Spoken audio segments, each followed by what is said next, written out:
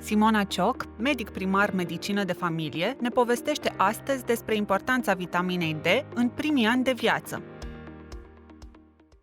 Bine v-am regăsit, sunt Simona Bălănescu și astăzi aici la ITBT vom vorbi despre importanța vitaminei D la copii. Alături de noi a revenit doamna doctor Simona Cioc, medic primar medicină de familie. Mă bucur să vă revăd, doamna doctor. Și eu mă bucur să fiu alături de dumneavoastră. Cred că ar fi important să vă întreb dacă cei mici au nevoie în doză diferite de vitamina D față de noi adulții, ăștia mai mari. Da, au nevoie de mai multă vitamina D pentru că sunt într-o perioadă de creștere. Și sunt în perioadă de creștere de când se formează embrionul. Oameni, da? Da, și este foarte important această primă perioadă de 9 luni ca mama să aibă un nivel optim de vitamina D, pentru ca nou-născutul și sugarul să fie protejat de posibila dezvoltare a rahitismului, pentru că deficitul de vitamina D duce la această afecțiune, rahitismul, care înseamnă o afectare a cartilajului de creștere și o dezvoltare deficitară a sistemului osos și nu numai, ci și a dinților.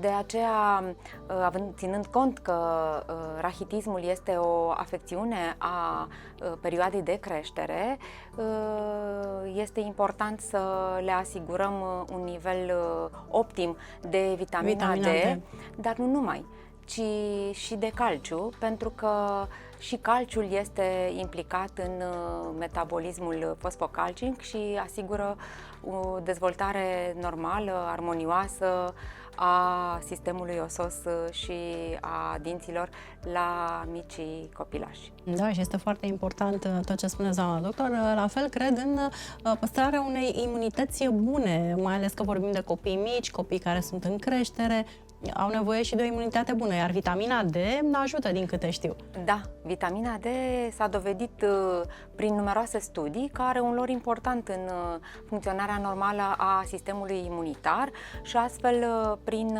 administrarea dozelor corespunzătoare, putem să reducem din incidența infecțiilor care caracterizează această perioadă a copilăriei. Poate ați și experimentat cu proprii copii, poate ați auzit la cei din jur cum a început grădinița, cum stau mai mult pe acasă. Mai mult pe acasă, mai mult pe la medic și iarăși a făcut o tită, iarăși a făcut o infecție de trag respirator superior, ca să nu spunem că poate să ajungă la pneumonie, începe sezonul gripelor și e bine să ne protejăm de aceste infecții ale tractului respirator și nu numai. Deci, iată, nu uităm de administrarea corectă a vitaminei de la copii și nu doar la copii, și pentru noi, părinții și bunicii. Mulțumim pentru sfaturi, doamna doctor, vă aștept să reveniți. Mulțumesc! Vă mulțumesc și vouă, promit că revin aici la ITBT, mai povestim și altă dată. Până atunci, rămâneți sănătoși, voioși și nu uitați să vă luați vitamina D fiecare în parte. Vă pup, pe curând! Pentru mai multe informații despre dezvoltarea armonioasă a celor mici, rămâi alături de noi pe ITBT FM și pagina de Facebook ITBT. HIP, pentru ce este mai prețios în viață!